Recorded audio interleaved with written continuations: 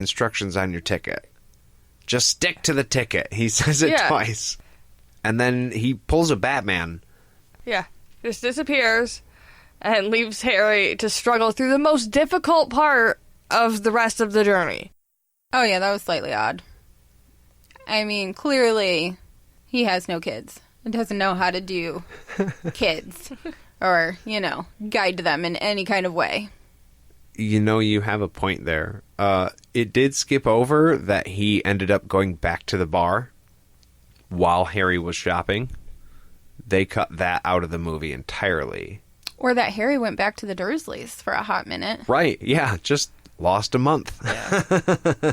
They don't specifically say he went to the bar, but when Harry is in the process of getting his wand, Hagrid disappears for a while and says he has to take care of some business real quick. He does come back with his owl, but you could slip a quick one in. But it never expressly says that about Hagrid. In the book, you're like, he's going to drink. And he does it a few times throughout the book, too. Right. In the movie, they mask it just a little bit. Make him not as of a drunk. Right. As an irresponsible person as he is. They do that with a couple characters. They try to tone them down a bit. Like, they don't let our heroes hurt people, really, except in one instance, which we will talk about. Yes. Speaking of our hero characters, we meet another one on the train here. Hermione comes for the first time. The train's all fucked up. We miss a lot of shit on the train. We didn't get to meet the Weasleys as much, I think, as we did in the book. It's kind of like there's a family. They said that weird muggle word. I asked them for help, and then, boom, we're on the train, meeting Ron. Well, we don't see Neville, and we don't see Malfoy either. Right. That was the one that surprised me, was there's no Malfoy. You see him later. I kept waiting for the scene to happen, and it just never did. And Crabbe and Goyle. In the book, that's kind of the first time where your hero squares off with the bad guy, so to speak. Not really the main bad guy, but Malfoy's a villain. Fuck Malfoy. And as the BuzzFeed article says, Ron does say he's going to try and do some magic on the train, and Hermione sees it and then has to show him up and do her own little piece of magic, and that never happens in the book. No. She's still kind of a bossy little bee, but she's not this insufferable. Oh yeah, they played up her nosy bossiness real good in the movies, I feel. A little too good, maybe. Maybe that's another instance of having to just speed that up just to get you through it. Every possible opportunity you see Hermione, she is just overachieving the fuck out of life. I do wish they would have incorporated the twins on the train, like it is in the book, as opposed to just Ron. I kind of feel like it would give the relationship that Harry has with them later on a better, understanding in the movie in the beginning. Yeah. Something that's not in this article, once they get to school, something that we don't really get a whole lot of is that, terror before the Sorting Hat comes out, because they don't know what's going to happen, and they think they may have to fight a fucking troll. They really aren't sure. Yeah, they skip right over the song, both of them, because they don't do the school song either. They probably looked at the logistics of that and filming a movie and decided there's just no possible way to make that okay. They do, however, in a later movie, sing the school song. And it's an extra scene that I don't think was in, the theatrical release. So they kind of, just threw it in there later on. Kind of weird, but, at least, I'm going to give them a little props. They got it back in there. They did. What about the Sorting Hat that talks? So in my head, I felt like they made it talk out loud like that in the movie just to understand that it was, talking to them. But in reality, to me, in the book, my thinking is like, okay, they can hear it and we can hear it, but the other people right there are not hearing it.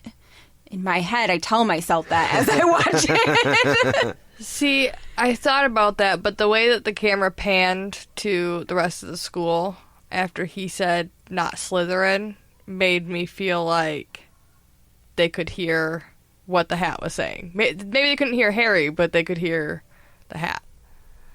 Did you see how Malfoy didn't even get that thing on his head and it was like, Slytherin? I don't even think it actually touched his head. He almost got it on and it just knew right away. No, you're right. My self-consciousness is like, ooh, I would hate for that thing to be talking about my feelings to other people and what I'm thinking in my head coming out. And it's telling people, so I'm going to pretend like it's not telling people because it makes me feel better thinking that people aren't hearing what I'm thinking. Right. If that makes any sense at all. Oh, no, I get it. That's what's happening. We also have like a little cross of scenes from book to movie where McGonagall is explaining the hat and how things are going to go in the Great Hall and the meeting with Malfoy, because it actually happens earlier in Diagon Alley and they ended up putting it like right before McGonagall is going to tell them what's going on and then taking them in there, and that's when we get to meet the little blonde little bastard. It didn't make sense to me. Only because he was giving Harry all sorts of hell on the train because there was nobody there. According to the book, there was just that one lady on the train with the candy, and Harry buys the whole fucking cart. Whole fucking cart. And then Ron, if you watch, Ron always has candy for the rest of the movie. He's got it all over the place. It's hidden in, like, every single scene, I'm pretty sure. Oh, yeah, he's eating, like, every single time. But it didn't make sense to me that Malfoy would wait until they were at the school with the teachers to start fucking with Harry. Like, why not do it when there's no teachers around? You can't get in trouble. I think book Malfoy is smarter. Yeah, no, he definitely is. But speaking of McGonagall, after they're sorted, surprise, they all get Gryffindor. Not Malfoy, though. He gets Slytherin, because obvs. In McGonagall's class, they walk in late, and they're, like, joking about how mad she would be if she knew. And then she pops up because, surprise, she's the fucking cat. And they get busted for being late on their first fucking day. And no one's questioning a cat on the desk. I think they knew. You think everybody else knew, not Ron and Harry? Well, they were in class already. That does, I was going to say, create a little bit of a continuity issue. In a later book, she shows that to the class for the first time and how it doesn't cause a problem because they're so stunned by Professor Trelawney's whatever. It's a whole big thing in a different book, and they totally shot themselves in the foot for that storyline later by showing the class that she could do that now. Just saying. It was a hell of a jump scare, though. Do you think we got enough classroom time in the movie? I feel like they knew a whole bunch of shit I didn't know they knew at the end of the book. I think it was more heavy on showing you which classes they were taking. And then towards the end, everything was kind of filmed either on time off or in between classes. And because they skip over that, you miss out. I kind of think, too, that it doesn't help give you the idea of how much Hermione cares about studies and her homework and everything, that you're not getting the idea of what their classroom life is like.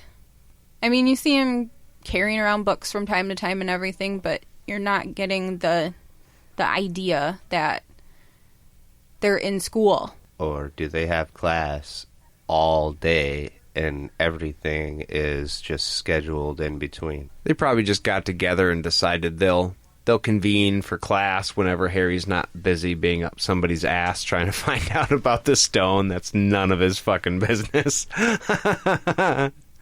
So then later at dinner, we see Seamus Finnegan, and he's got his cup in front of him, He says a spell kind of like Ron says while he's on the train when he tries to turn his rat yellow. He says, "Eye of rabbit, harpstring hum, Turn this water into rum." And then he fucking blows it up. He also does that in Snape's class, too, right? It's in Charms. Is it in Charms? When he just starts whipping his wand all over the place and it finally blows up? I'd be like, I do not want to sit next to this fucker. I think those Ron explained to Harry when he was trying to turn the rat yellow. It was a spell he got from Fred. That backfired and shot in the movie. It shot the popcorn bucket off of the rat's face. When Seamus was trying to make the rum, it backfired on him just to give him a warning, don't do stupid stuff.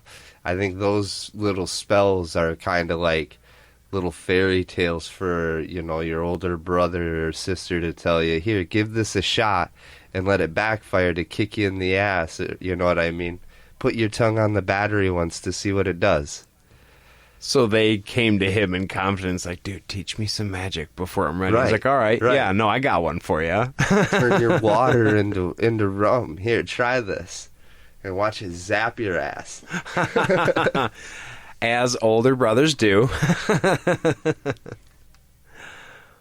Well, speaking of rum, I need a refill. How about you guys? Oh, yes, definitely.